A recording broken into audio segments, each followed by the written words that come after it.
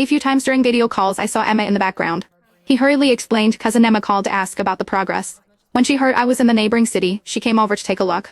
This time, thanks to cousin Emma's help, we saved a lot of trouble. Even my dad praised me. Second minus generation rich kids spend their whole lives wanting to surpass their parents, and Jack was no exception.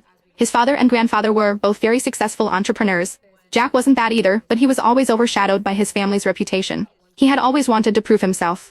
This time, the direct minus sales stores were set up in several cities at once, fast and in good locations.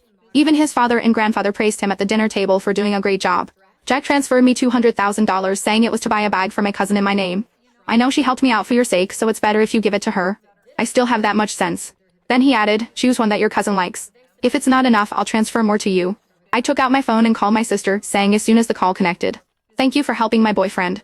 He says he wants to buy you a bag around $200,000 th. Do you have any preferences, or should I just transfer the money to you? There was a pause on the other end, then a slightly deep male voice came through. Lily, why is your boyfriend buying things for Emma? Oh my god, my cousin and my ex-cousin-in-laws contacts only differed by one character, and I had accidentally called my ex-cousin-in-law David. David, Emma, and I were all schoolmates. David was 1 year ahead of us and we would run into each other during club activities.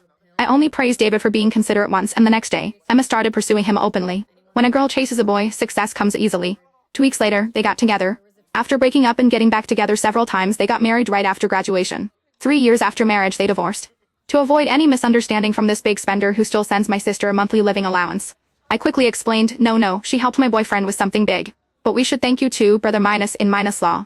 This time, my boyfriend's direct minus sales snack brand relied entirely on your resources. I thought she was being ambitious and planning to open her own business, but it turns out it's for your boyfriend. She's more attentive to him than she ever was to me. Before I could respond, he continued. Alright, I get it. I'll buy the bag for her. You keep the money for yourself. I returned the money to Jack, telling him that my brother minus in minus law said not to worry about it. He seemed a bit puzzled. Isn't he your ex minus brother minus in minus law? Why is he still so involved? He's her meal ticket. Where do you think all those designer brands and high minus and lifestyle of my cousin come from? Jack's expression became a bit unnatural. Seeing me looking at him, he added, I see. That night, Emma came to my place again. She had been drinking and was sitting on the sofa with a flushed face, arguing with me. Clear minus headed, logical, and articulate, she criticized me inside and out, up and down. Finally, pointing at Jack, she said to me, You think you can land a rich guy? Let me tell you, don't dream about it, Lily. You'll never be able to live the life I have. You told David I'm stealing your boyfriend, so he cut off my allowance. I bet I could find a new sugar daddy tomorrow if I wanted to. You believe that? When Jack heard this, a spark flashed in his eyes. I suddenly felt it was also pointless. I left them in the living room and went back to my bedroom. After this incident, Jack started working overtime and going on business trips more frequently. Even when I mentioned that I wasn't busy recently and could have dinner with his parents, he politely declined, saying it wasn't the right time yet. By this point, I understood. Emma had succeeded again. She had won again.